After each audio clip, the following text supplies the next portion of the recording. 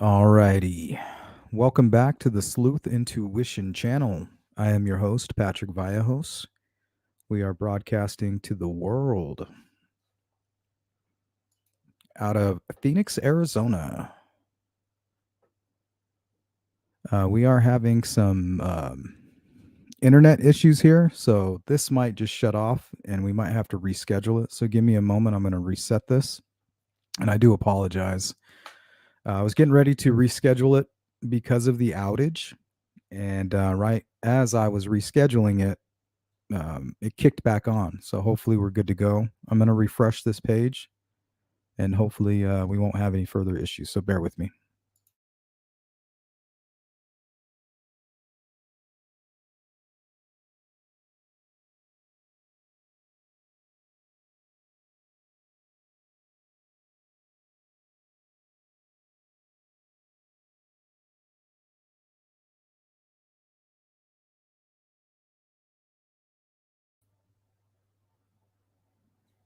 Alrighty. Can you guys hear me okay? Let's get a sound check.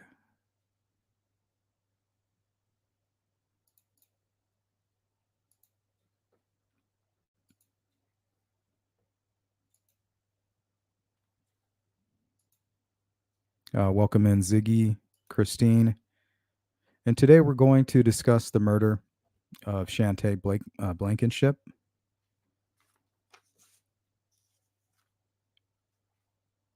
This is a senseless murder that took place because, well, the motive, according to the killer Ryan Riggs, was Satan. Satan made him do it.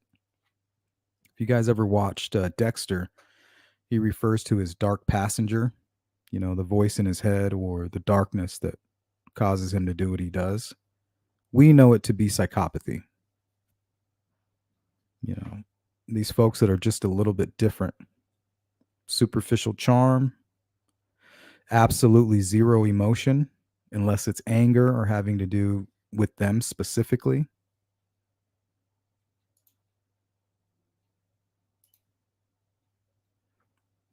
And this gentleman went to church with Chantay. He confessed in church. And I'm assuming it's because of the phenotype sketch that came out. And I don't know if that came through Parabond. Most likely did, right? They might be the only ones who are able to do that. Well, at least at the time, anyway. Well, they put out this sketch that was based off the DNA. And we're talking an identical match here, guys. And this case is out of a place in Texas called Lake Brownwood. And it happened on a Friday the 13th, May 2016. Now, Riggs says it has nothing to do with Friday the 13th, but we all know that that's a bold-faced lie. At least I do. They don't want to give away any information that they don't have to. But I guarantee you that Riggs did this because it was Friday the 13th. He's not going to tell law enforcement that because he needs to remain in control. But I 100% believe that it did. He says he was driving around, listening to music, and he just saw her, and he was triggered by it for whatever reason. Now, legally, Rhonda Chantay Blankinship is mentally handicapped. And we all know that these sickos prey on people that they deem to be weaker. They don't want an actual fight. That's why they torture animals and they light fires and they do all that kind of stuff because it's easy for them and there's going to be no pushback.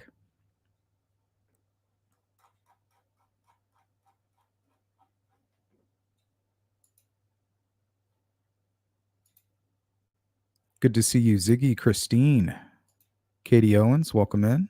Thank you for the feedback. Zoe, hello. Appreciate you. Audra. Redfoot. Nice. Good to see you. So let's take a closer look at Lake Brownwood.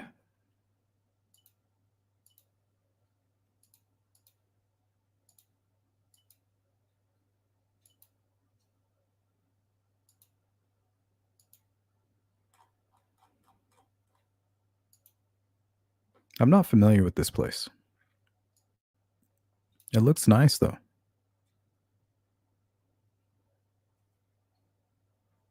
And she was found on County Road 424 at an abandoned house.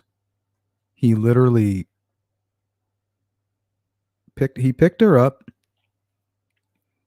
and he's a good-looking guy. He looks normal, handsome young man. She was a beautiful young lady. It makes sense that he wants to give her a ride. And he knew her. It's not like he was some kind of sick predator, that she made some kind of mistake. No, he went to church with her. They knew each other personally. So why not go with this guy?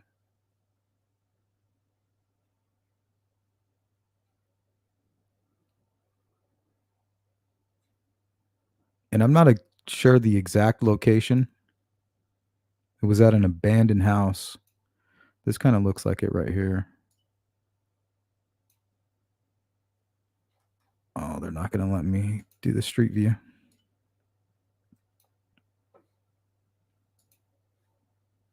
But I do have some photographs here that I found online.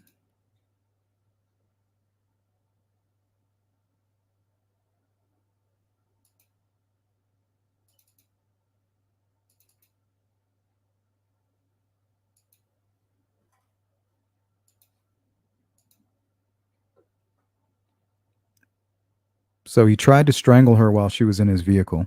They were listening to music. He put his arm around her and began to strangle her.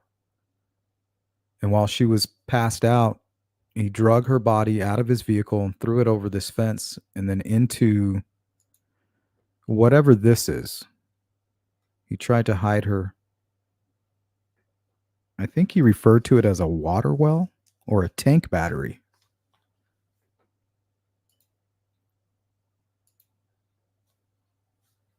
Welcome in, CJ.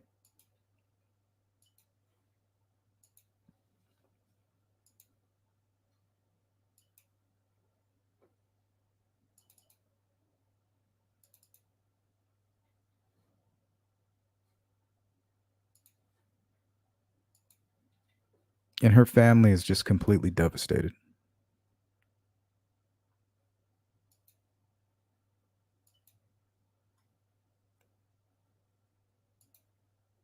Good to see you growing crazy. Cindy, welcome in. Brad, good to see you. Drive safe, my friend. Jibbo. Beautiful young woman, 25 years old.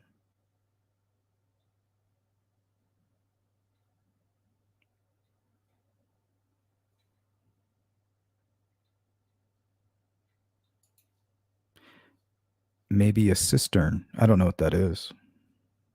He referred to it as a tank battery during his interview.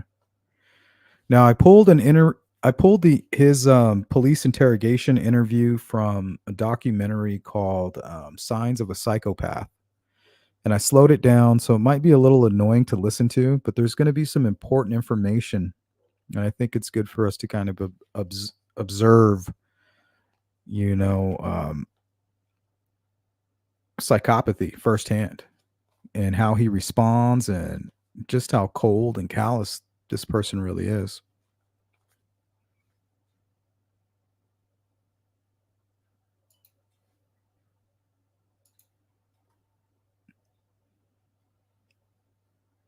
Pretty smile.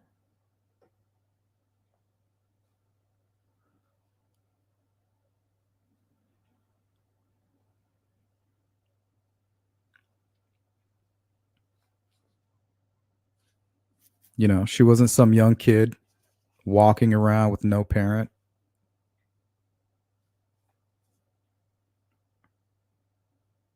I don't know how you would prepare for something like this.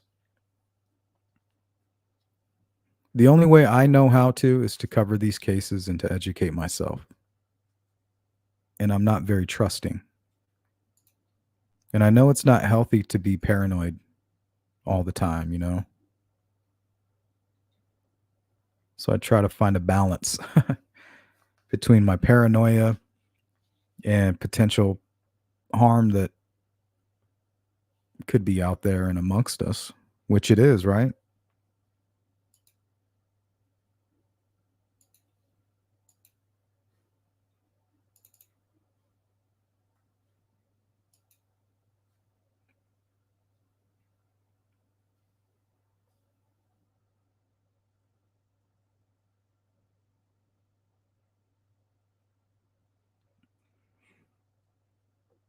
See, and it looks like they changed the date too to May 15th.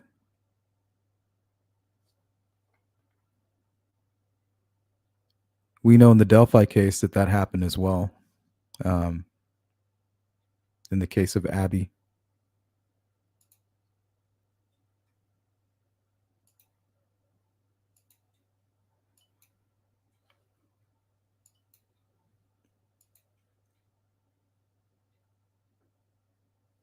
Okay, so we're going to watch both of the pressers. One when she was just shortly after she was found brutally murdered.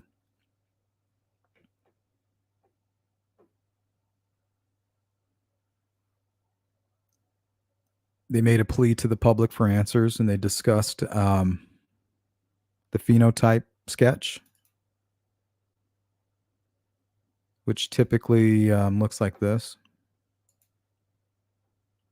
And you may have heard of these for the first time during maybe a Delphi murders discussion, where we assumed early on that they were doing a similar sketch, and that's how they got the Young sketch. But that just wasn't the case, because if so, it would have looked very similar to this.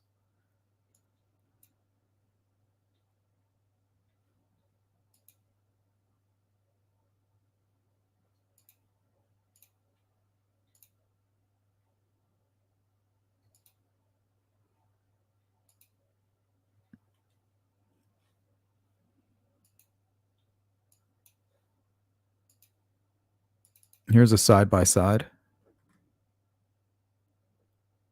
And this isn't even the best comparison. I mean, they could have picked a million. I just grabbed this one online, but it's still very close. I mean, down to the jawline, the lips, the nose, the eyes, the ears, the hair color.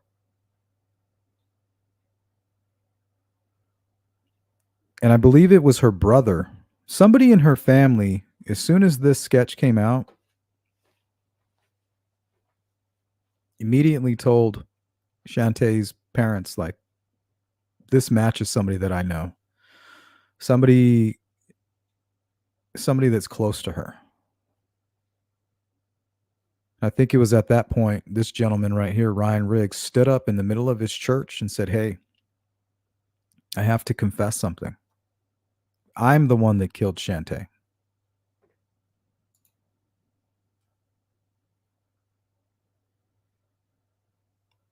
And you know why he did that, right? Because if he does it that way, he's in control. I'm in control. You're not going to come find me with some stupid sketch. I'm going to tell you where I'm at, and I'm going to confess. And I'm going to do it my way.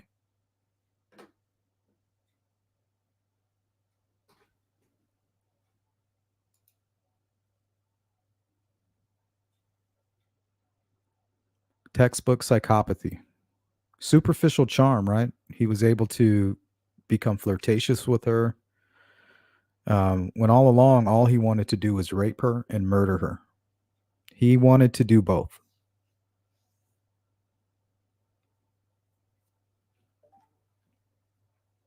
Told investigators it was Satan. The closest thing that he could think of to call it was Satan.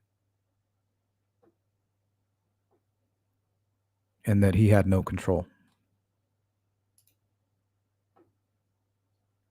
Now, I want you to think about that while your kids are walking the streets, your young daughters, your young boys. We are living amongst the apex predator. And there's nothing more dangerous than somebody like Ryan Riggs. Unpredictable, seemingly normal, even. His favorite thing to do, drive around and listen to music.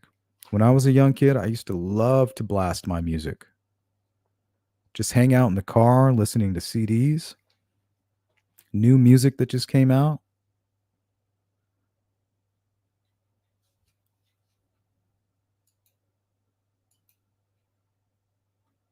That's what they were doing when he decided to brutally murder her.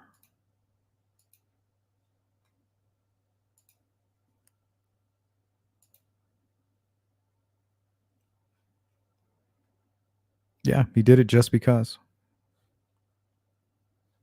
And after he strangled her, threw her over a fence of an abandoned home, he went back to his truck and got a lawnmower blade and beat her to death with it. He attempted to slit her throat, but he had a knife that was just too dull.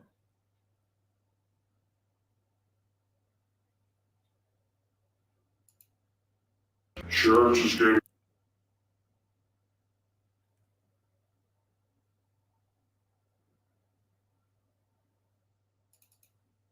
showed up for a court hearing Thursday. All right, this is him.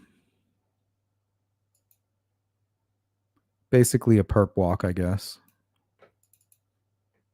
He had already spent some time behind bars and going through the system when they took this video. So he looks a little bit different, and he's got a bit of an attitude problem. Showed up for a court hearing Thursday in regular clothes, his hands and legs shackled. Riggs is currently being held without bond for capital murder. The 21-year-old reportedly confessed to his church and law enforcement last November that he killed and sexually assaulted 25-year-old Chantay Blankinship in May of 2016. His confession came after the Brown County Sheriff's Office released this. Look at that. He looks just like the sketch. This computerized sketch of him using his DNA. Riggs was angry to see us outside the courthouse. Why did it take you a year and a half to confess, Mr. Riggs? Why did it take you 18 months to confess? Get on my face. You have anything to say to Blankenship's family? Riggs sat in court for a hearing on 6 motions filed by his attorneys. His legal team says District Attorney Michael Murray is taking what they're calling an extraordinary step by deposing a key witness. Murray is scheduled to interview next Tuesday Blankenship's legal guardian and granddad, Charlie Burnett, who we spoke to back in 2016. I can't take it no more. Murray told District Judge Steve Ellis his office will make the deposition with Barnett available to defense attorneys. Riggs is scheduled to go to trial in October of 2019. In Brownwood, Joshua.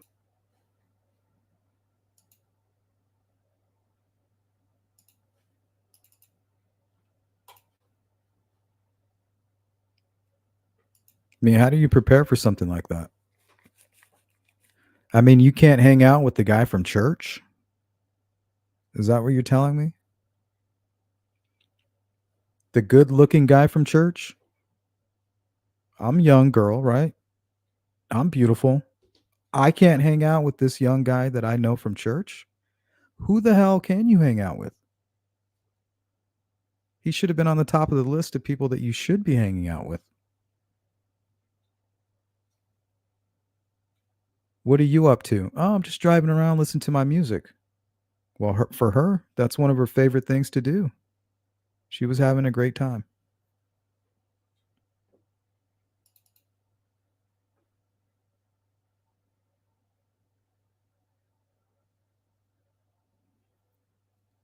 So I think we'll start here. This is a little bit long-winded. It's a 20-minute video. It'll be the first press conference, but this is going to be chock full of all of the overview information and the basic details of the case.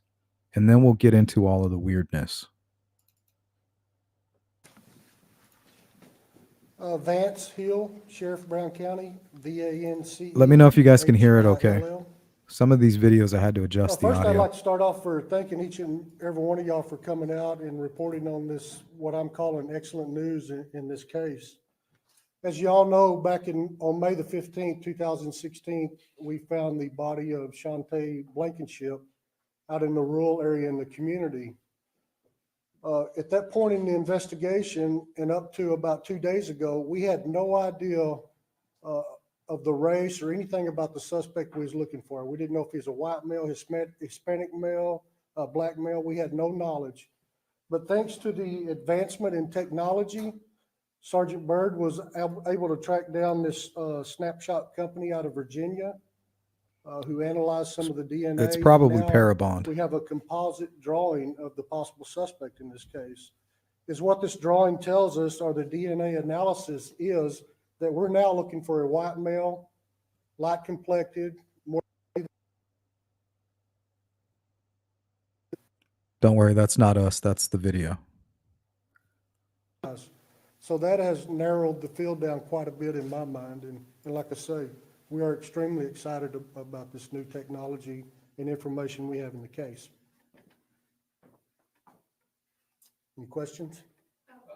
How long did it take y'all to get that composite done? Like, what was the process? We submitted the evidence to them, or a sample of the DNA to them, I believe, on the 14th of last month, and we already received the information like 2 days ago.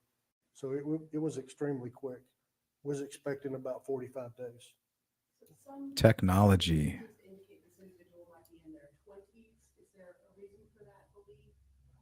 This company just bases the artwork on a 25-year-old.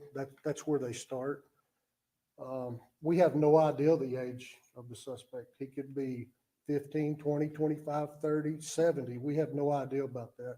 The technology at this point doesn't exist to determine the age. But there is more technology coming as far as getting some more descriptors on the facial features of the individual. So that's just around the corner, we hope. If we don't get any leads. Oh, and another piece of information, Riggs, he took a plea deal to avoid the death penalty. So to spare the Blankinship family from going through that, that court process, which would have been 100% torture. And we're going to hear from them in a little bit. He took a plea deal, no death penalty, but he will spend the remainder of his life in jail. And I believe there is no parole, no opportunity for parole. Or if we don't solve the case based upon this, then continue to seek the new technology for direction in the investigation. How much does something like this cost? It was several $1,000s. The district attorney, Michael Murray here, and myself got together and we agreed to pay for this. Each of us pay half. And the way we're paying for it is using drug seizure funds. So. Hey, that's a good way to spend drug seizure funds, right? On Parabond DNA sketching, phenotype sketching. Yeah. Good to see you, Hiawatha. Now, from the original people that you might have said were suspects in the case, is this narrow it down to maybe a few of those, or we completely? Let's hear it. Suspects, how are they gonna use people? Well, all the suspects that we've interviewed or gotten samples from, of course, no one's been a match to the evidence that we have at the scene. So this, in my mind, it's definitely going to narrow the field down because we know somewhat of who we're looking for. Is it a good possibility that this person is local with knowledge of that remote area? That was my belief in the beginning, and I'm staying with that, but we don't know if they're local or not. There's so many people that go to that area of the county seasonally from out in West Texas or up north. It's the lake, so they come and go quite a bit. So we don't know. Was there evidence of sexual abuse throughout this as well? We have not commented on that, and we're not going to comment on it. I've had to deal with the Attorney General's office for open records request on that case. The Attorney General has ruled in our favor that we don't have to disclose any information. Yeah, when it comes to whether or not there was a sexual assault, that's information that only the killer would know, which is very important to rule out false confessions and things like that, which do happen, guys. It happens for whatever reason. There's always that human element. People are motivated to do things for very strange reasons. But we know after covering case after case that false confessions do exist. Because it could hamper the investigation and the prosecution. And I'm sure Mr. Murray could touch on that a little more if y'all want to. But we're not going to confirm or deny any rumors that may be on Facebook. What are the agencies that are currently helping you out with this investigation? Currently, Texas Rangers continued in the investigation, and they're, at this point, the only active other agency involved in it. It's just us and Ranger Shea at this point. Did the FBI have involved? Wow. They did in the initial investigation, they did. Do you have any idea how Mrs. Blankinship or Miss Blankinship died? Like how she succumbed to the wounds or what was it? Yeah, and again, that's information that we're going to keep confidential for the integrity of the investigation. And Yeah. prosecution. So that's the victimology, you know, the way that they were killed and things like that, the way that she was killed. Only the perpetrator of this crime will know that information. So it's very important when somebody sits down and they say, hey, I'm responsible for this murder. Okay, well, how did you do it? What did you do? That needs to match up with the evidence that hasn't been released to the public. That's why it's important for people who are out here, like YouTubers and sleuths and folks like us, not to provide that information if you are able to dig it up. You know, you want to keep that information extremely hush hush. So you wouldn't be releasing information as the evidence that was used to be able to composite this profile? No, we will not disclose that at this point. What was the murder weapon they found? I know y'all confirmed what was the murder weapon. Was it a gun? Was it a stick? Was it a bat? Was it brass knuckles? Again, that's something that we're keeping confidential. Is there any indication that this individual has done something like this before or could possibly do something like this again? We have no information as to that. Are there any records that show that Ms. Blankenship was in any type of abuse in the past before? Back when she was an infant, it's very well possible, but not in recent years. No. This was the murder weapon here.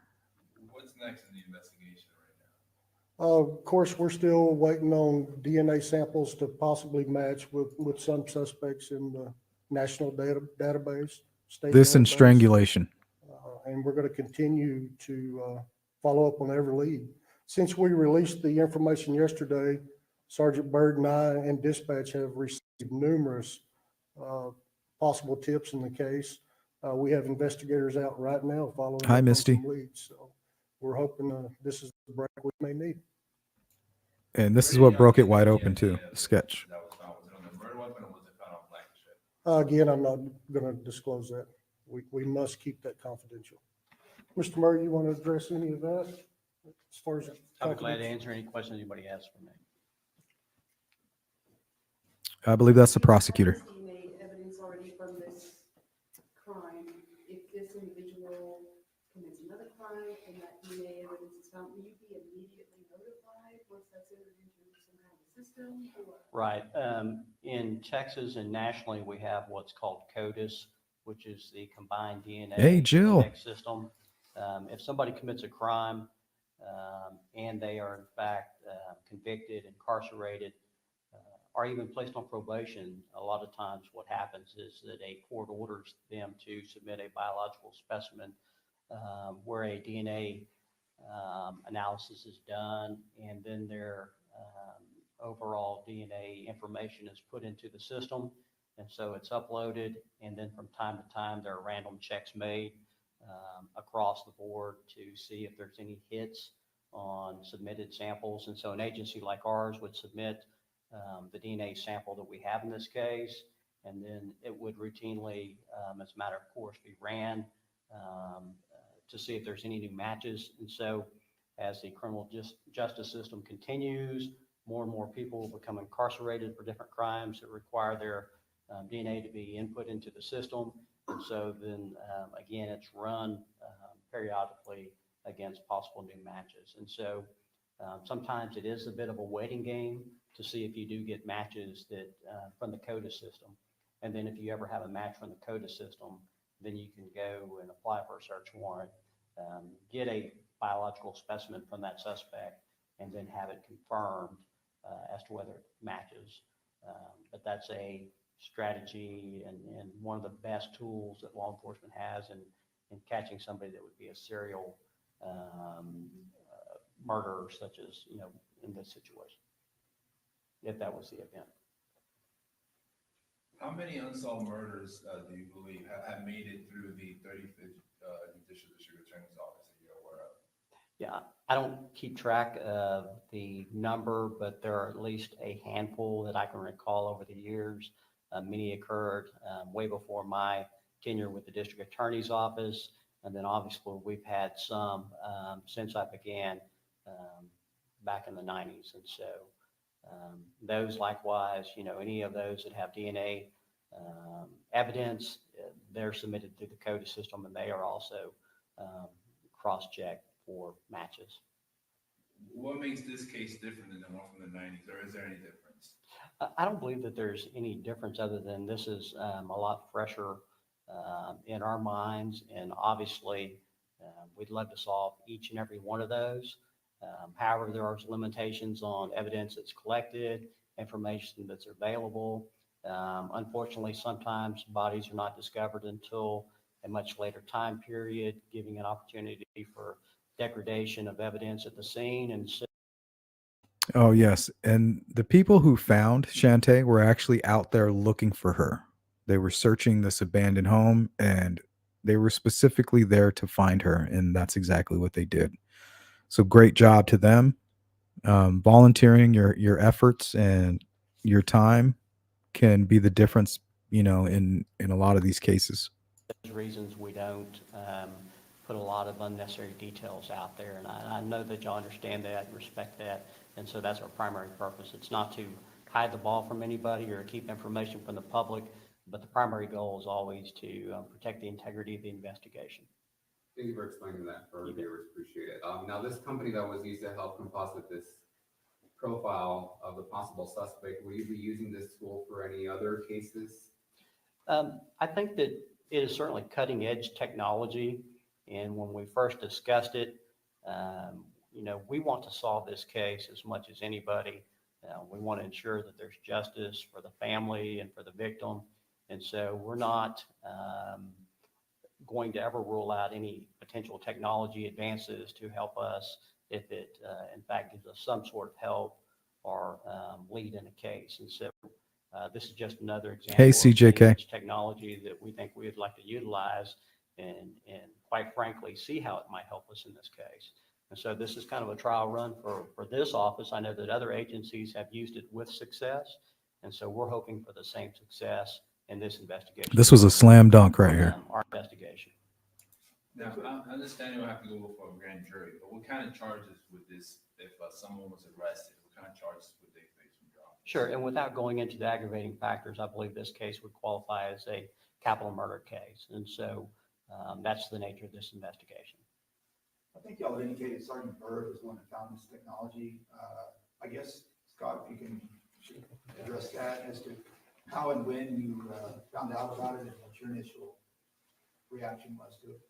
I found this a good while back and started doing research on it. I just started looking for technology with DNA because I was not real familiar with it.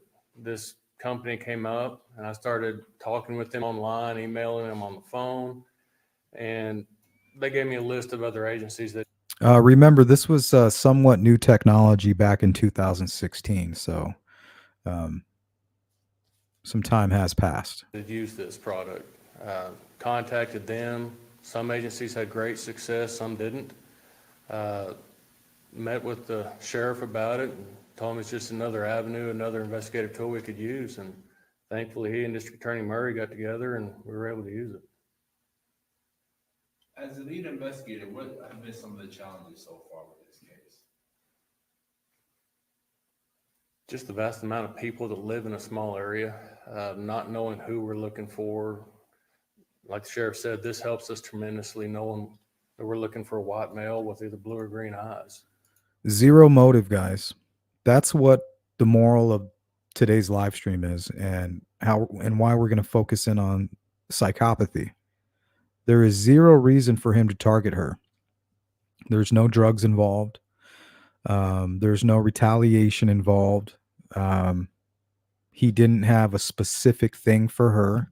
His story is he just saw her and he couldn't help it. The darkness in him, which he says the closest thing he can think of to describe it is Satan, made him do it. Wanted to rape and murder this young, beautiful girl. And to me, that's probably the scariest situation out there, when there's no real motive, there's no real reason why. Because how do you protect your family? How do you protect yourself from that? I just don't see how it's possible. They went to church together. They're both young, good-looking people. Their lives ahead of them. Why?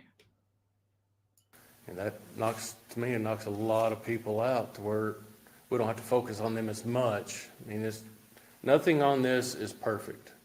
And it's new technology, and this is not an actual picture of the person who did this to Chantay. It just gives us an idea of what the person might look like and what characteristics they might have. So it's just, it helps us deprioritize some of the people we may have looked at before to get on to new people. I don't sure if I touched on it, but do you also believe that the person that committed this heinous act knew Chantay? It'd be a guess. I would think so, but I can't tell you for sure. Would you characterize this as the first major break in a while, or perhaps the biggest break of the case so far? It is a large one. This is a large break. It's definitely something that's going to help us. We'll take anything, and this is a great tool that we're using. Like I said, they got a slam dunk with this. Being the area is pretty close in the community, that somebody here knows something. That's what we're hoping for. We're hoping for that right phone call, the right person to come forward. And they started getting calls right away. As soon as the sketch went out, people who were close to Chantay, I believe it was might have even been a direct family member, said, I know who this is. I know somebody who goes to church with us that's close to the same age as Chantay and looks exactly like that sketch. Maybe somebody doesn't even know this person, sees the picture and just gives us a name to look at. And that's what this is for, to give us just more information and more possible leads. Are people in the community being cooperative? Very cooperative. There's a great outpouring of support for Chantay and her family, and the community wants this solved just as much as we do. Are we aware of the fact that the suspect, when they may have come into Brownwood, or if they have lived here in the past? Are we aware of any of those details whatsoever? No, we're not. Any other suspects who don't kind of have any of these characteristics, you're not going to be considering them anymore, or? Well, they would be considered. We just have to go through an investigation, interviews, DNA to see if it's a possibility. We'll follow up on any lead we're given. If the person doesn't look like this doesn't mean that's not the person who did it. Like, this is new technology. I'm sure that nothing is perfect in it. So if we get information on a person, of course, we're going to follow that investigation. Do y'all know who was the last person that saw Chantay, or where she was around exactly? This information we're not able to release at this time. And in terms of the body, when y'all found it, was it someone called it in and found it, or because I know y'all were out there also trying to find it, or did y'all find it? It's just more information I don't think we're ready to release at this time. One thing I did want to point out, when we first released this phenotype report, the phone number for Crime Stoppers was incorrect. So we provided y'all with a new flyer with the correct phone number for Crime Stoppers. The other one, I'd mistakenly got the wrong number. So this is the correct number for anybody in the public or anybody with information can the right people there. And what do you want to say also, because I hear it sometimes, and what do you want to say to those who are thinking, oh, this is going to turn into a cold case, and I'm going to solve it? I mean, because you hear a lot of like jaded or whatever you want to characterize them as. I mean, what do you want to? How do you want to respond to that? I wish we'd have solved this case today. We found it. We haven't stopped working on it today. We're going to continue working on this case until we find who's responsible for this murder. I don't think we'll ever consider it a cold case. I mean, we follow up on this case daily, weekly. It's not something we're going to forget or stop working on. Chantay's killer needs justice, and we're going to find that person. You see the freckles? And also, do y'all have the exact amount of how much it costs? Was it like, what, 20,000, 5,000,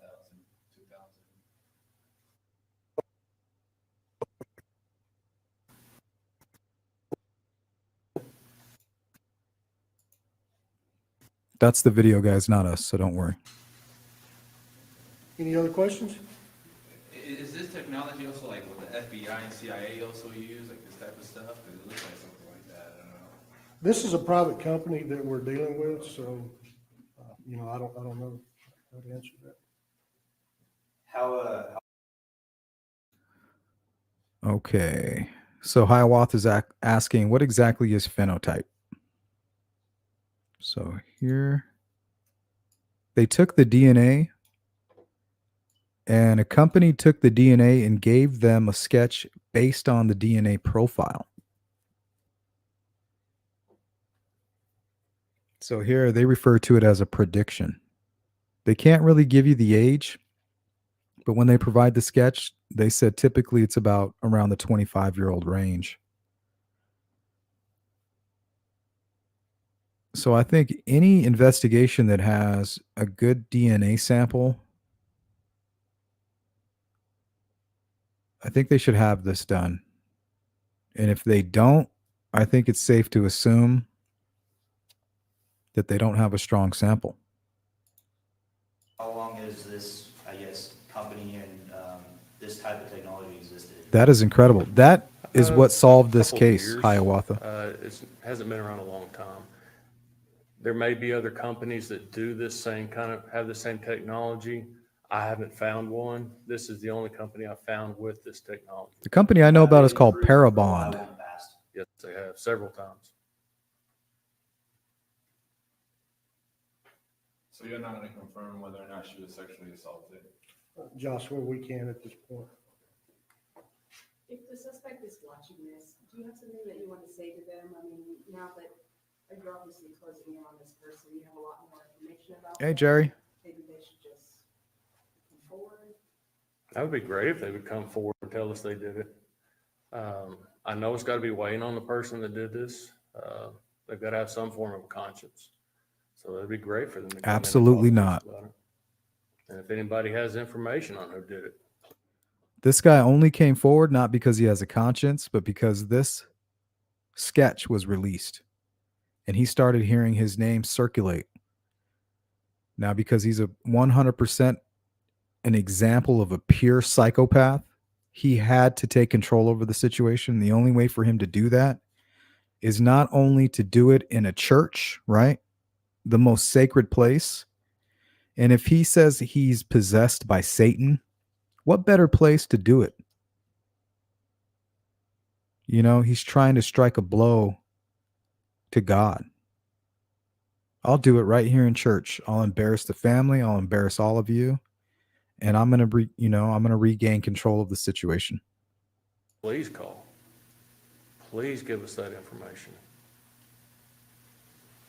I guess realistically with the suspect, I mean, we are not sure if they're in Brown County or in the area. Are other counties and regions outside of here aware of this? And if so, are they on the search for this as well? I've spoken with several different agencies. Going to go at the end of this month and speak with numerous other agencies about different murder cases to get other input that are from all over the state of Texas. So we have no idea where this person is. If they're Yeah, Hiawatha. Ryan Riggs, the person who killed Chantay, would agree with you. He believes that he was 100% possessed by the devil. here in town at the lake or in Alaska, we don't know. But we've definitely reached out to multiple agencies for assistance on this and trying to get the help where we can get it. Is what he's referring to. The Sheriff's Association of Texas has a actual cold case review team with several individuals, being doctors, pathologists, proven investigators. We're going to present this case to them in its entirety and maybe come up with some ideas from them on possibly something we may have missed at some point. So we're excited about that also. I'm feeling really good about Yep, this thing CJ. coming together. Very scary. This is the break that we've been needing for over a year now. No motive. And I feel confident that we're going to get some good leads out of this. So y'all are very optimistic that something's gonna, like the ball's rolling in the right direction and. Yes, this got the ball rolling again, so, yes. And just to hear from y'all, I think her family and some people at the school. Welcome in, Richard. Good to see you. Very cool technology. Impressive. Yeah, she had some mental difficulties, yes. She was deemed mentally handicapped. Is that it? I'm good. And that's the end of that presser. We'll watch one more after this video here of the parents. And it's at this point they discovered who killed their daughter.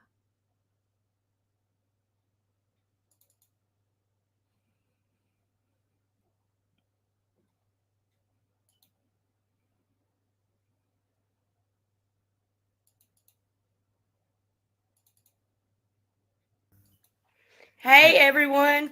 I don't know if everybody knows. This is her mom and her dad. Hey everyone. I don't know if everybody knows, but we caught him. We got him tonight. We got Chantay's killer behind bars for a capital murder trial. God has blessed us with him. And it breaks my heart because this man went to church with her and he's just a kid himself. But I wanted everyone to know that we appreciate everything y'all have done. And we just need to continue prayers and give us hope and faith. This is going to be the hardest time for us now. So we have to go through all this, and then we got to face this man now. Tomorrow we go sit with the detectives, and the detectives will tell me, because he did say why he did it. They found him and he sat down and he just straight up confessed, no DNA or nothing, and told us everything. He told the detectives everything. So tomorrow we will know everything that happened and how it happened and why it happened to her. And thanks to everyone out there and everybody sharing. We got justice for Chantay, and that's what we wanted. And now we get through this, and then we can lay our baby down to rest and have peace with our family. So the hard part starts. This is when her trial begins, and we start having to go to court all the time. But I'm just grateful that they caught him. The photograph did it, because I hate to say it, my son, Cutter, is the one that just knew the face right off of the bat and called me, sent me pictures.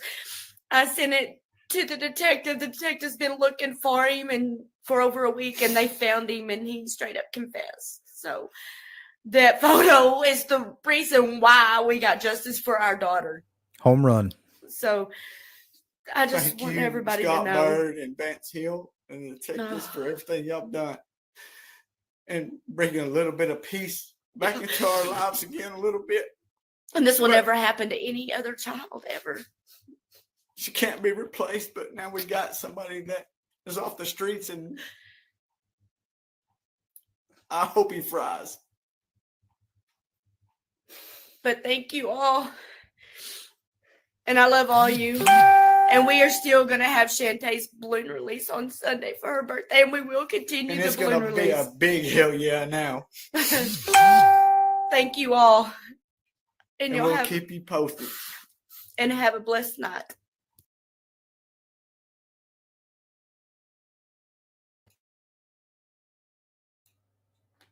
Yeah, that's hard to watch.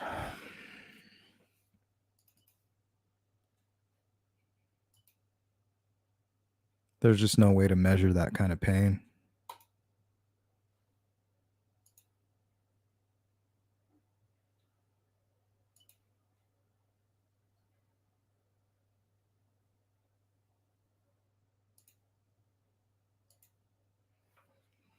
Yeah, Jerry, did you hear the father? He said, now we have to face this man. Imagine looking at somebody, you're in the same room with the killer of your child, and there's nothing that you can do without going to jail yourself. CJK says, I'm reading this. He claimed that God told him, if you want salvation, this is what you need to do. Riggs said he went to church to turn myself into God. Now I'm turning myself into the law. And we're going to hear parts of his interview. And hopefully they don't hit me with a copyright strike. I changed the speed of the video, so hopefully that helps. But it is the most important part of today's live stream. So we'll save that for the end, and then we'll have a quick conversation about it.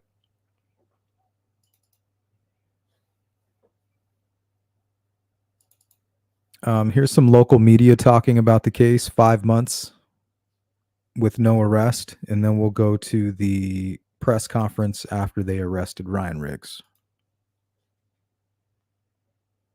A Brownwood family is still looking for clues to find the murderer of their loved one, Chantay Blankinship. No arrests have been made, and the Brown County Sheriff's Office and Chantay's family are pleading for the public's help in finding her killer. KTAB's Chelsea Followell has the story.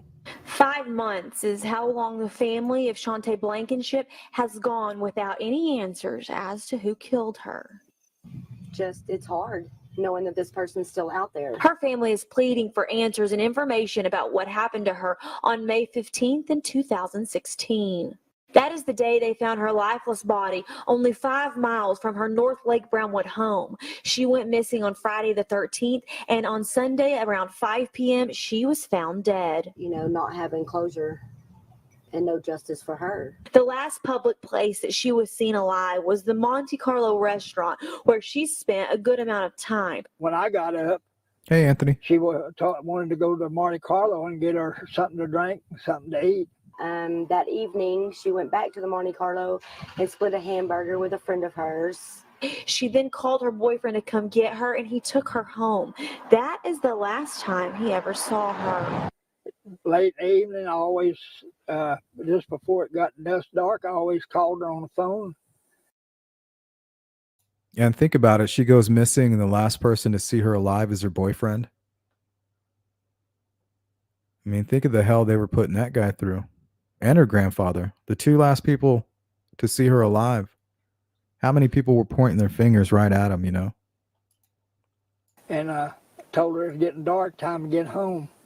And she said okay, but she never made it home. Got up to 10 o'clock and she hadn't showed up, and I drove this whole place looking for her. And please help us find Chantay's killer. If you have any information, please get in contact with Crime Stoppers, the Brownwood Sheriff's Department. In North Lake Brownwood, Chelsea.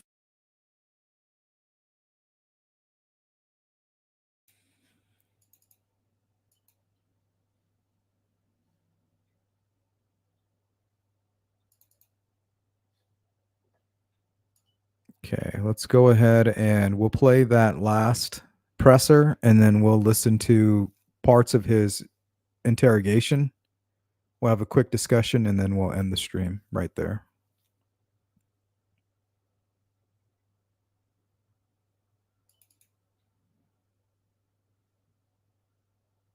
Because this presser is pretty long, but it answers a lot of questions.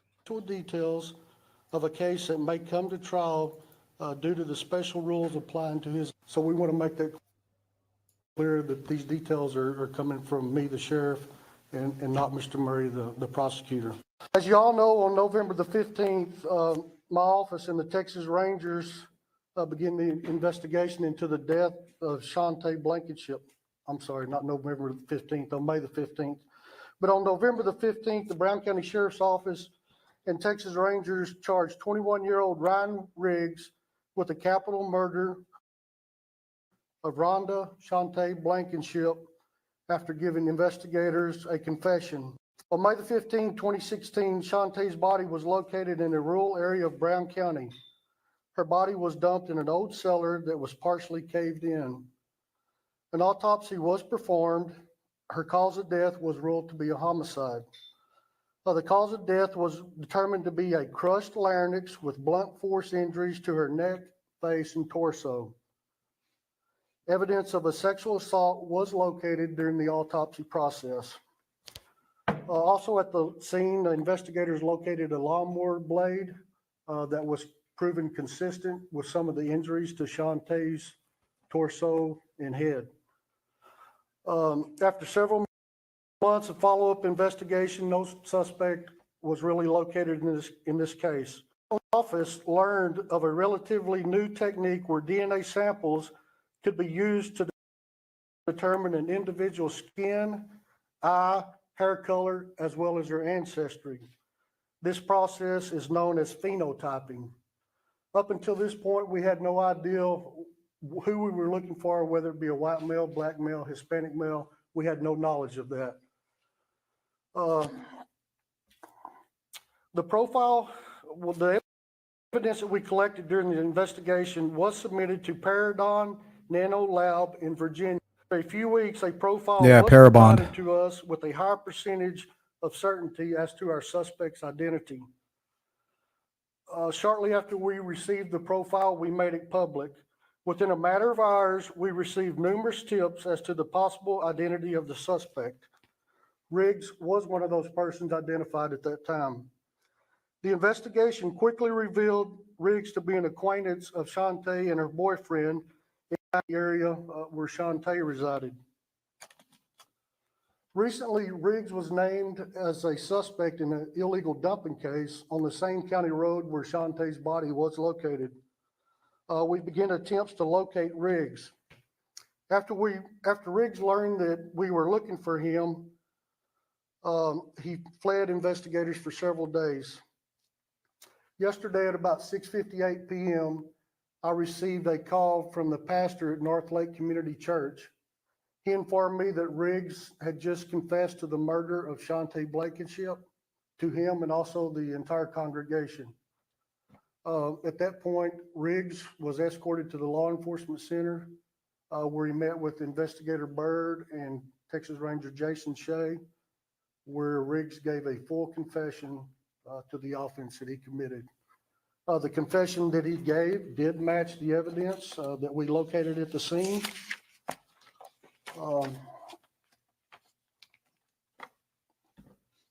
Based upon his confession, we have located additional evidence to the crime.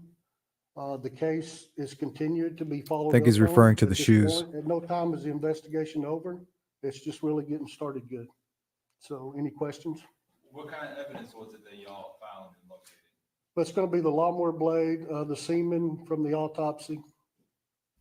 And so this new technology that y'all were able to use, how well do you think it matched to the suspect that you guys have now? I intended to provide y'all with These are a picture blue of the Air profile Jordans. and of the picture of Mr. Riggs, and they are just nearly right on. It's unbelievable. And so would you say this helped y'all catch the suspect? Yes, it did. Do you have a motive? Pardon? Do you have a motive? I don't want to get into the motive at this point. We'll save that for court. What does it mean to you to have this suspect now in custody? It's a great burden off of our entire department, off of the family. It's uncanny. I mean, look at the eyes, the freckles and everything. That's so crazy. Chantay's brother knew right away. I know who that is. just a great feeling. Last night I slept the best 4 hours I've slept in several months, so it's a good deal. And so to your residents in Brown County who maybe thought Anthony says, did he say he chose her because she was small and would be an easy target? Yeah, he said he chose her because she was small and because she was mentally handicapped to an extent. I don't know exactly what that means, but her parents are the ones who first stated that. there was just someone random that did this crime, what do you say to them now that you've caught a suspect? Well, I'm just glad that we caught the suspect. We have him identified. I hope that the folks in this county can be a little more at ease when they go walking or enjoying life with their families. So you're saying that she was beaten and she was raped? Yes. On his social media and I was checking it out earlier. He had actually reposted one of those Justice for Chantay posts that somebody had done.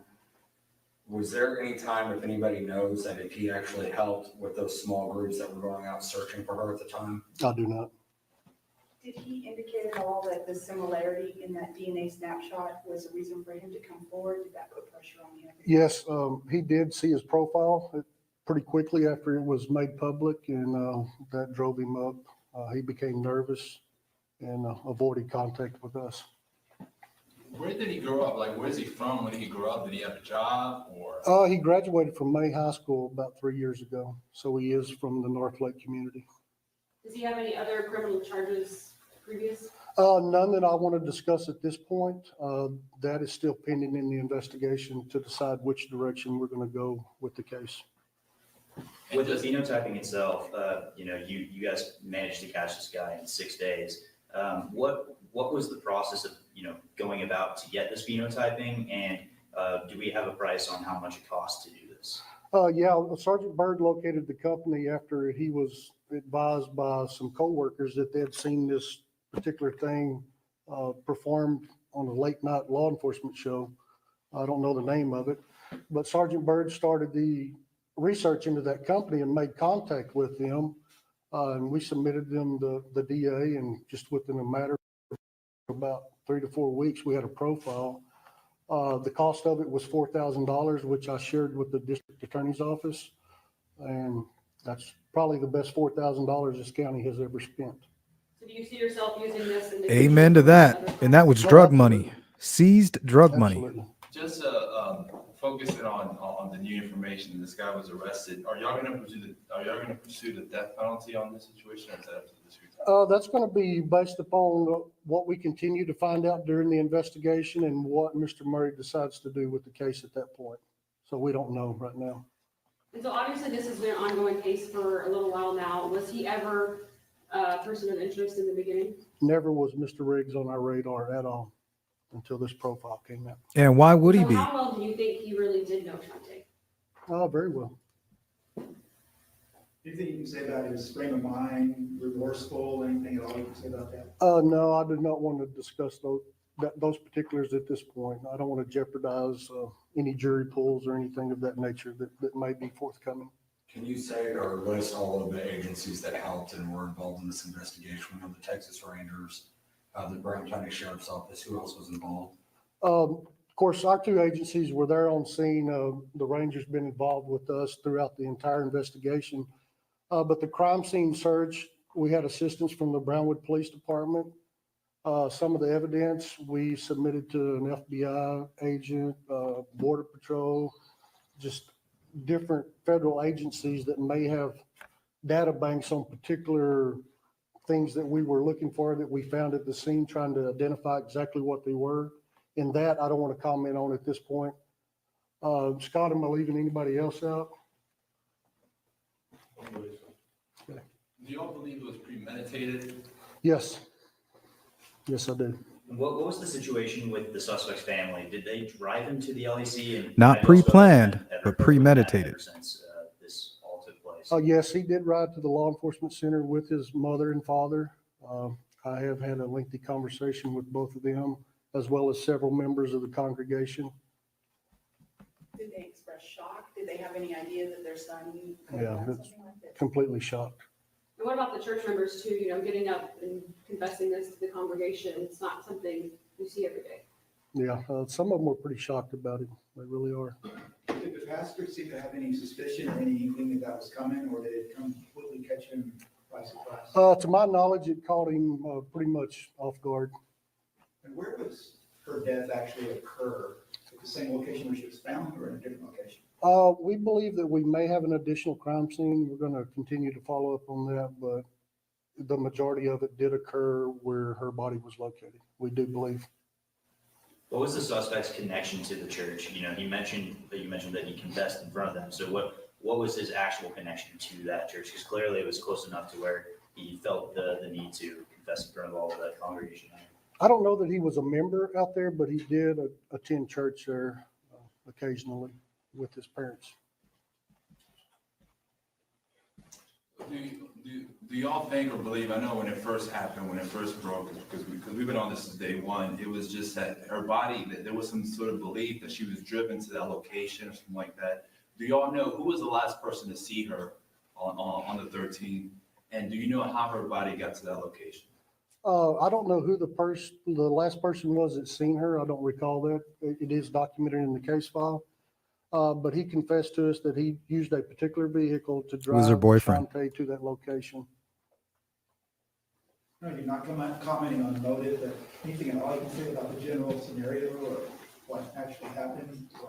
No, sir. I don't want to comment on that at this point. So do you have any idea on when the exact, when the exact like beating and rape took place? Was it on, sorry for being so vulgar, but that's what it was. Was it on Friday when she disappeared, Saturday or Sunday? Do you have a timeline? We do believe it was shortly after that she come up missing. Do you believe that he is the only suspect in this case? At this point, we have no reason to believe anything other than that. Have you spoken to Chantay's family? Yes, we have. What are their thoughts with this? They're extremely excited, as we are. Can you describe the scene at which he had confessed in front of the church as well? No, I didn't personally observe that, and I hadn't talked to anyone about the particulars of that. Is there any indication that if he hadn't been caught or confessed, that he would have continued this kind of behavior? It's unknown. He absolutely would have. And I don't know how much I can comment on this, but in his Facebook, he talked about Courtney Flores, which is a guy in Lake Brownwood who was, was recently charged, actually, and sentenced for capital murder of his parents. Do you know, were they friends, him and Courtney Flores? Did they know each other? Because he specifically called him out as a friend. Do you know that connection? I don't have any evidence that would show that they are friends at this point.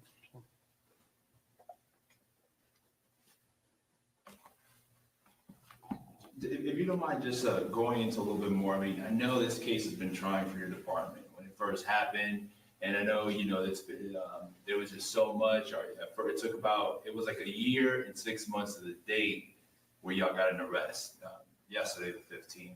Just, if you can just talk a little bit more about, like, what does this do to your department? I know for you, if you sleep well, but does it boost morale? Does it give y'all a new sort of reassurance that, if people commit crime in Brown County, well, we don't play that? What's that gonna? The only way I can address that is it's a breath of fresh air. It's a good confidence builder. It really is. Not for just us, but for and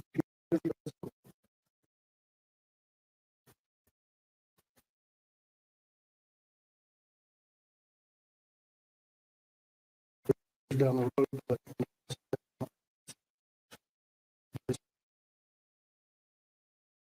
our audio breaking up just a little bit there at the live press conference going on at the Brown County. Yeah, we had received a report of an illegal dumping out on this same county road where Chantay was located. And it wound up being, after the investigation, we determined that it was household trash from actually the residents of Riggs. Speaking with his parents, they had paid him to haul the trash off, and for whatever reason, he decided to dump it on the side of the county road. You see that? The same place that he decides to dump trash is where he dumped Chantay. He treated her the same exact way. Heartless. Instead of disposing of it properly. Was that before or after you got names as soon as possible? Before. So just again to be clear, he had no criminal record, right? Hi, Charlotte. I'm not going to say that, but there's some things in his past that I do not want to divulge at this point. Do you know if he had any mental issues? I do not.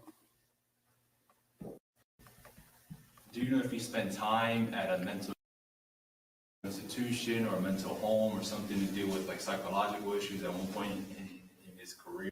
So close to being at Rivercrest in San Angelo. Y'all aware of any of that? Those are things that are still under investigation. We don't have enough information to comment on those at this point.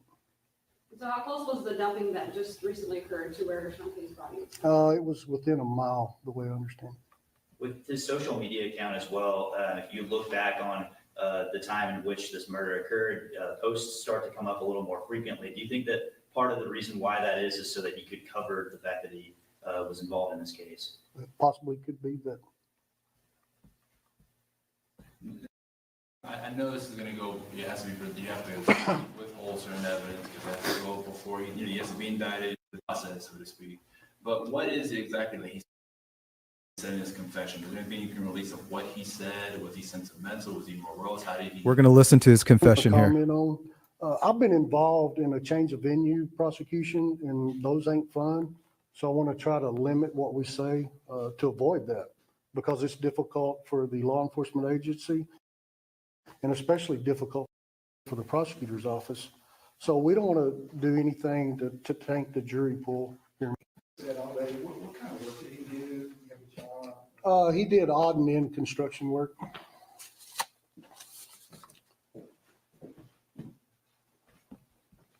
We do have the photograph of the phenotyping and of Mr. Riggs. How were his, I mean, I know you said his parents were sad or remorseful. Are they being cooperative with law enforcement? Yes, they're being very cooperative with us. They are. And my heart goes out to them too, for sure. Does he have any siblings? He does have a sister. But you know, and I've said this What many a times nightmare. before, we as parents is all we can do is raise our children. The rest is up to them, you know. They make their own decisions. And parents can't be held responsible for the decisions that their children make. So just to be clear, he lived at home with his parents, like that's where he stayed throughout for the last 18 months, so to speak? Yes. Most people who suffer from psychopathy live at home. They struggle with work. They're referred to as parasites. You know, they can't live a normal life. A lot of times they'll be in their they'll be middle-aged and still living with their parents. And they are always playing the victim nonstop. It's always somebody else's fault. And I will say that grand jury is in session right now. This case was presented to the grand jury this morning. Of course, we don't know at this point what has happened with the case. There's several steps that has to be taken before it's known whether or not there's an indictment returned or a no bill. But he's currently in jail on a no bond for the offense of capital murder. Do you plan to put a bond at one point, or? That's a judicial process. I'm sure at some point there'll be some bond hearings. We don't know. Close to Chantay in that area? Same general area, within probably a mile. Ranger, you want to make any statements, or Investigator Byrd, Mr. Murray? I'll answer any questions they have. Well, yeah, I have a question. Do you know, I want to ask you, are y'all going to pursue the death penalty in this case? I think that any prosecutor, whenever they undertake prosecuting a capital murder case, the first thing, we need to make sure that the investigation is complete. As Sheriff Hills indicated, the hard work really begins now as they dig in and try to complete the investigation. Once they go through that tedious process of completing that investigation, they'll turn all that information over to myself. In the meantime, I'm sure I will have numerous conversations with various persons, including family members as well as others. And, as a prosecutor, you never take lightly the weighty decision whether to seek a death penalty or not. And so once we have all that information at our disposal, where we can make a complete, fair determination of how we want to proceed, then at that point, we'll make that determination. Do you know offhand when's the last time somebody in Brown County was given a death penalty? Yes, that was Ricky Nolan McGinn. So with the evidence presented in this case, do you think it's enough to help you take this case to court? Yes, I have no doubt that that the law enforcement officers involved in this particular case have done an outstanding job. They've gathered good evidence. I can't go into the specifics of those. The district attorney's office does not release facts concerning a case because of the limitations placed on us by not making extrajudicial comments about the case. But I do have faith, confidence in our local investigators and so forth that they're putting together a good case for us. Has he retained an attorney yet? The process usually whenever somebody's arrested, Absolutely, as Charlotte. this person has been done, they get magistrated. He was in fact magistrated by a judge last night after his arrest. That judge set the bond on the particular case. And then during that process, he's given an opportunity to make a request for appointed counsel or to indicate whether or not he wishes to seek to hire private counsel. And so that's part of the process that would have taken place. And I will add that he has completed some paperwork requesting a court-appointed attorney. What year was that, the last death penalty? Do you know, do you recall? The year that it was executed or the year that it was wrapping up in terms of the trial? Both, if you have. It was 1995, the best of my recollection, that case was completed. It was either 94 or 95. I believe it was 1995. And then the imposition of the death penalty, I can't remember the specific year that was carried out. But it was before the year 2000. Who's the suspect's attorney? I couldn't tell you. Now, I don't want to jump the gun because I know you say you haven't decided about death penalty yet. But, you know, I know one of the things that you hear about is cost. Would that be something you consider, whether you choose to pursue death penalty, the cost on the county? Is that even? I think it would be irresponsible to not include that as a part of a consideration in making that determination. Obviously, the primary goal of any prosecutor is, as they're charged, Article 2 of the Code of Criminal Procedure to not seek convictions, but to do justice. And so that would be our intent, to follow the law and do justice. And so we will have to make a determination about this particular case, what we believe the ends of justice would require in this particular case. When would we know whether the grand jury indicted him today? When would that be released? Whenever a case is presented to the grand jury, after they decide whether to true bill or no bill, that case is then presented to the office and certify, and then file for record, then they will be in which event any person that wishes can go information about that. A process that takes anywhere from a day to 3 days, typically.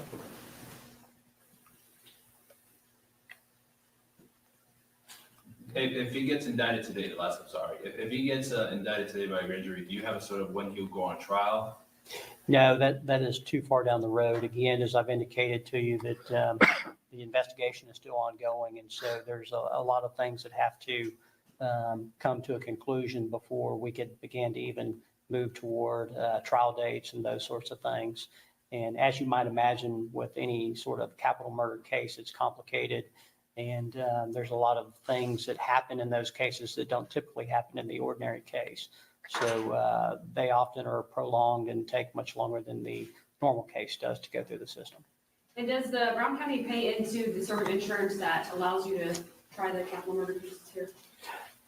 What we are a participant in the process whereby if we elected to seek the death penalty, then there would be a special defense team that would come in and handle that based upon our participation in that program. If it's a case that proceeded as a non-death penalty case, then it proceed under normal means, and the district judge would just appoint a defense attorney qualified to handle the case, and it would go from there. Can you think of any enhancements you plan on adding on this capital murder charge? No. Any other questions?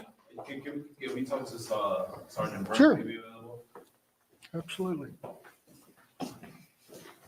I know you were the lead investigator in the case. Can you just talk about what it means to finally kind of close this part of the chapter when y'all have a suspect already?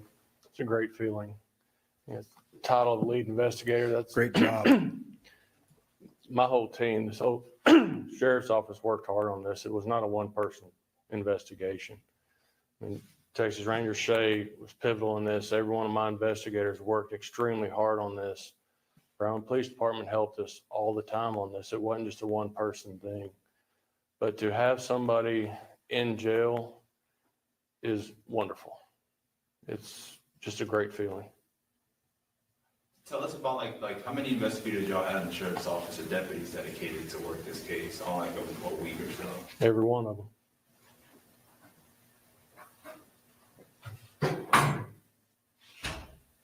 How do you find, what show, do you know what show it was that he was talking about when you found out the Chantay?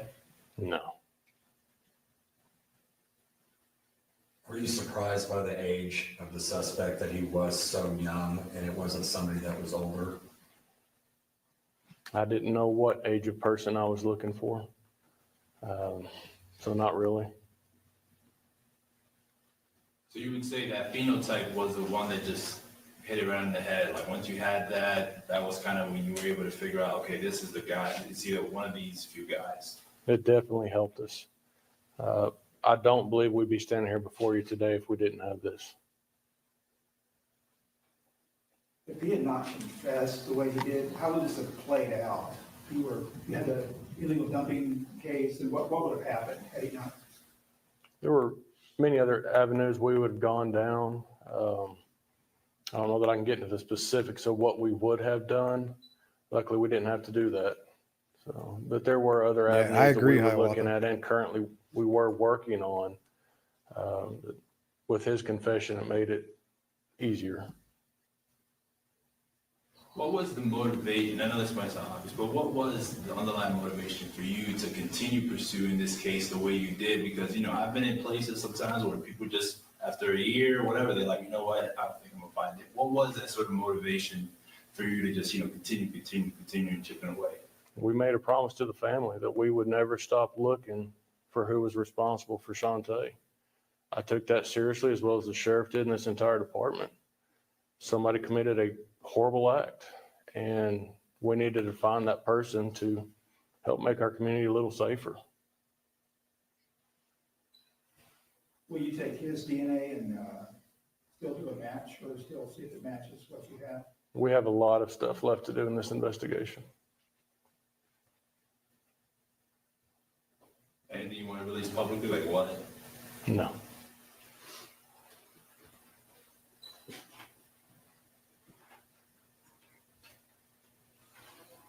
Any Hey, other questions Caricature. for me? How you doing, Caricature? Okay. Thank y'all for All right, that's the end of that. Let's go ahead and jump into the interview. Now, it sounds weird and it's kind of slowed down because I'm trying to avoid getting kicked off the air or getting hit with some kind of copyright infringement.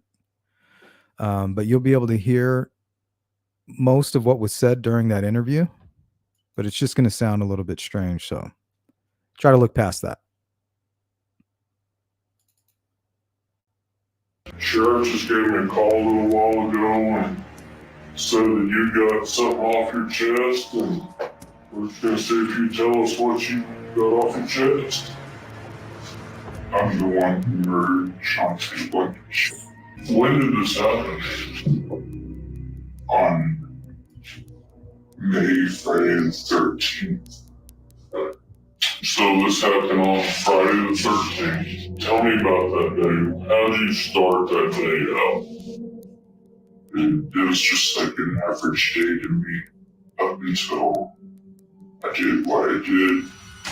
Where did you find Chantay that day? She was walking past the mailboxes in Tamarack. I stopped and asked her if she needed a ride, and she got in my truck, and I asked her if she was going home, and she said no. I asked her if she wanted to hang out. She said yes. Whenever I saw her, it's like I've always had this different part of me that it just wants nothing but destruction and evil. And whenever I saw her that day, it took over. I knew what I was trying to get, or what it was trying to get. It wanted to kill somebody. It wanted to rape. What is it? You're just satisfied about what you're talking about? The only thing I can think of what it might be is Satan. So when y'all were sitting in the truck talking, what are y'all talking about? Music? What y'all liked, or what was playing, or what? Well, I had a sound system in my truck, so I was letting her go through all my music and stuff. And I was talking to her about the music that she liked.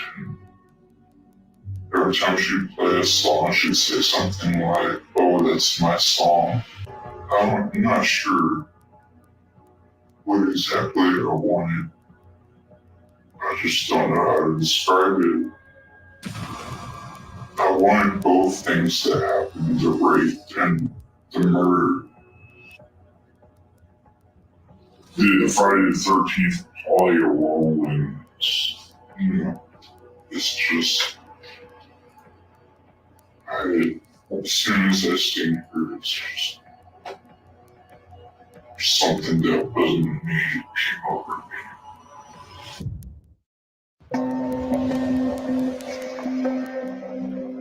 We went down there, and it's surrounded by trees. And we parked, and we were sitting in the truck for a while. And then, out of nowhere, I just put my left arm around her and began to strangle her. And whenever she had passed out, I took her clothes off and I raped her.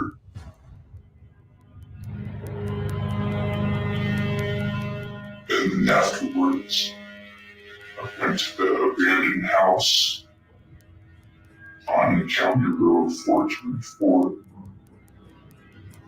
I dragged her body out of my truck and I threw her over that fence and climbed over the fence and dragged her to that tank battery where I put her. I went back to my truck and got a lawnmower blade out of the back of my truck. And I went back to where she was, and I beat her to death with it to make sure that she was dead. You think she was dead before that? I don't think so. You don't think so? Why do you not think so? Because parts of her body were still moving and twitching. Were her eyes open or closed? Her eyes were open, but they were open the entire time. Now, did you use anything else hitting her besides the lawnmower blade? I remember putting a knife to her throat, even though it wasn't sharp at all.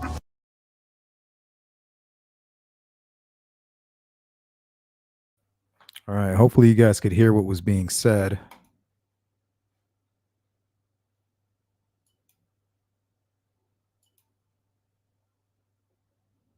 Yep. Looks like your average everyday young kid in the neighborhood. You know, there's nothing wrong with him. He doesn't have a hair lip. He's not abnormally short, abnormally skinny. You know, he's just out of his mind. 100% a pure psychopath.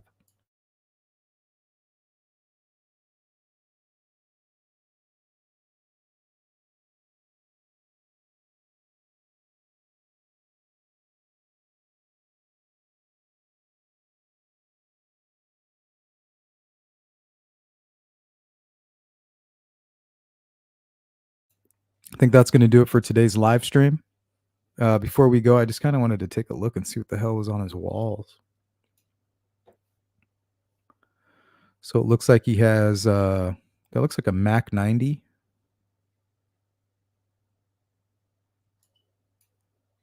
or an AK. Looks like a Mac 90 to me. Not sure what this is. Looks like the middle finger of some kind, or two middle fingers.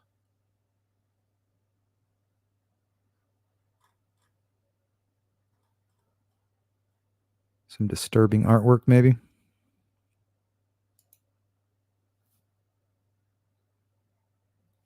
All right, guys. So if any of you are part of the replay crew, let me know what you think of Chantay's case. And if there's anything that you think stands out, anything that you've learned, anything that you'd like to say about the information that was provided. And if you don't want to leave a comment, you can always shoot me an email at sleuthintuition@gmail.com. But that is going to be my time for today. I'll see you guys tomorrow for the members only giveaway. And hopefully you guys stay safe, and I'll see you again real soon. Take care.